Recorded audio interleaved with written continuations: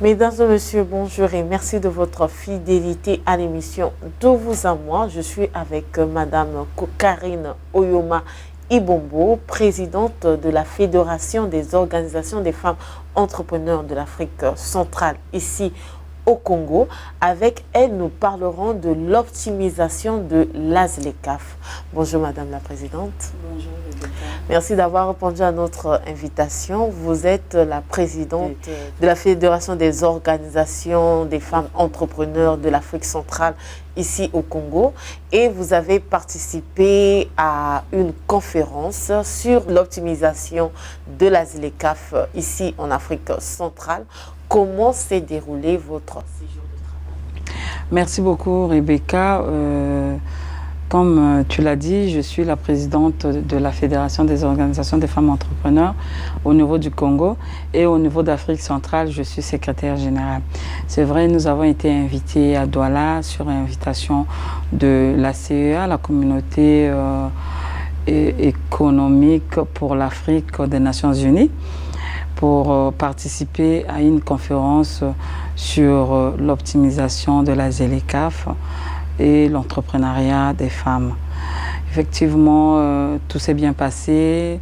Nous avons encore beaucoup plus enrichi nos connaissances sur la ZLECAF, sur comment, sur les droits, qui a droit à bénéficier des faveurs de la ZLECAF. Donc nous avons vu toutes ces questions.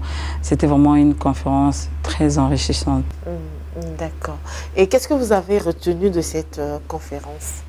Bon, moi, ce que j'ai retenu particulièrement, c'était sur qui exactement ou comment, qui et comment bénéficier des faveurs de la ZLECAF. Par exemple, lorsque vous avez un produit, par exemple le cacao, qui est produit ici à Brazzaville, au Congo plutôt, et vous envoyez votre cacao au Brésil, par exemple, on l'a transformé.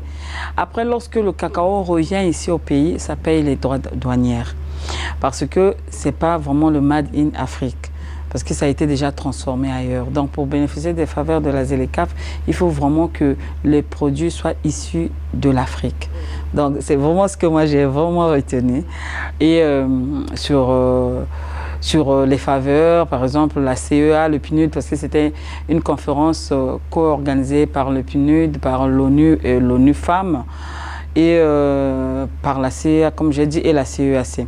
Et donc le PNUD, par exemple, a promis d'accompagner les femmes dans l'exercice de leur petits commerces, les artisanes par exemple, ou des femmes entrepreneurs qui éprouvent beaucoup de difficultés dans l'exercice de leur business. Et donc, c'est ce que vraiment j'ai retenu. Et ce qui a été bien aussi pour cette conférence, comme on a parlé de l'inclusivité, et donc personne n'a été laissé au bord de la route. Les organisateurs ont pris en compte toutes les couches sociales, donc les femmes entrepreneurs, les jeunes, les étudiants, les personnes vivant avec handicap. Et donc, c'était vraiment une conférence très globale et très complète pour toutes les personnes qui exercent un commerce. Oui.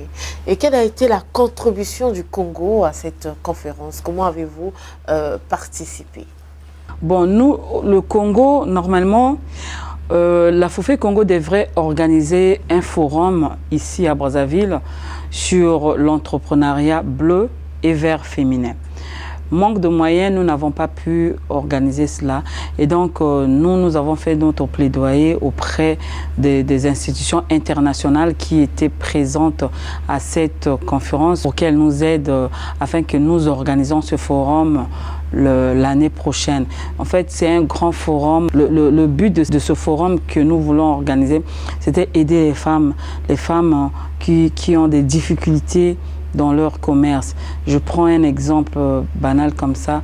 Par exemple, des femmes qui cassent des pierres vers le Djoué. Vous voyez, avec rien, mais elles exercent un commerce et elles élèvent leurs enfants avec ce commerce.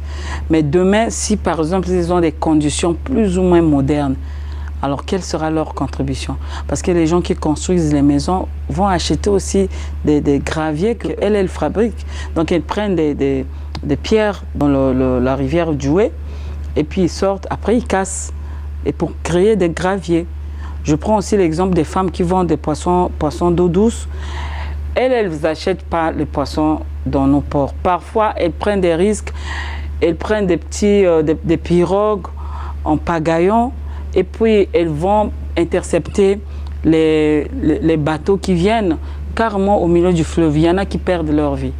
Mais si demain elles travaillent dans les conditions meilleures, je pense qu'elles vont faire beaucoup, peut-être exporter. Déjà, les poissons qu'elles achètent, ça nourrit beaucoup de Congolais. Mais si elles ont des conditions plus favorables, je pense qu'elles vont aller loin. Donc c'est à peu près l'idée de notre forum. Et c'est un forum qui devrait associer toutes les femmes qui exercent dans le domaine de l'économie bleue et verte au niveau d'Afrique centrale. Et l'économie verte, c'est tout ce qui est attrait à la forêt et puis au fleuve, bien entendu. D'accord. Au Congo, nous avons beaucoup de potentialités, mais certains observateurs s'inquiétaient un peu du niveau de notre production, parce que la ZLECAf, c'est la libre circulation des biens. Est-ce que nous, on ne va pas être plus consommateurs que producteurs? En tout cas, dans la salle, lorsque nous étions dans la salle, beaucoup de femmes martelaient sur cette question, la question d'importation des denrées alimentaires. Ils ont vraiment martelé. Mais si nous dépendons, à moins que je comprenne mal votre question, mais si j'ai bien compris, si nous dépendons souvent de l'extérieur, c'est parce qu'il n'y a pas assez de moyens pour que les femmes dans leur commerce arrivent à rendre, par exemple, le Congo dépendant de nous-mêmes. Donc, le tout va de pair avec l'amélioration des conditions du commerce, d'exercer des femmes, des pêcheurs, de toutes les personnes qui travaillent dans l'agroalimentaire et dans l'alimentaire. C'est là où intervient la chaîne de valeur, parce que là, vous avez parlé des braves femmes qui travaillent dans le secteur de la pêche, mais nous avons aussi des femmes du dué. Mais il y a peut-être un problème d'organisation. Il faut peut-être booster ces femmes-là pour parler d'une économie comme telle. Oui, mais comme on dit souvent en lingala, s'il faut parler de la chaîne de valeur, ce serait mieux que soit le gouvernement encadre ou accompagne les femmes, ou soit les institutions internationales. Parce que si l'on fait seulement nous-mêmes, après ça sera des querelles, ça sera des ceci, des concurrences, des choses inutiles. Donc c'est ce qui a été dit aussi lors de la conférence de la ZLECAf à laquelle nous avons participé, pour que les institutions internationales accompagnent les femmes dans la chaîne de valeur. Et pourtant, nous avons du potentiel, comme vous avez dit. Mais le problème, c'est l'applicabilité. Comment est-ce que les femmes vont appliquer? Comment est-ce qu'elles vont exercer? Comment est-ce qu'elles vont exploiter cela? Donc, il faut vraiment qu'il y ait quelqu'un pour les accompagner, quelqu'un ou une institution de très influente pour accompagner ces femmes, afin qu'on parle vraiment des chaînes de valeur. Parce qu'il y en a, mais parfois on voit des coopératives, ça commence bien, et puis après, pouf, ça se casse à cause des luttes qui n'ont pas ni queue ni tête, parce que c'est des femmes. Mais les femmes, vraiment, les femmes sont comme des enfants. Pour réussir quelque chose, il faut vraiment qu'elles soient bien encadrées. Qu'il y ait la chicotte, peut-être, comme on dit trivialement. Et là, je pense qu'elles vont bien faire ce que l'on leur a demandé. On constate que cette conférence avait mis à l'honneur les femmes. Pourquoi on a voulu dédier cette conférence aux femmes? On a voulu dédier cette conférence aux femmes parce que c'est la femme qui donne la vie, c'est la femme qui a comme, je peux dire, pitié, ou c'est la femme qui sait nourrir les familles, un pays. Voilà pourquoi on a voulu honorer les femmes, mais tout en les accompagnant dans ce qu'elles font. C'est pour cela qu'il y avait eu des femmes. D'accord.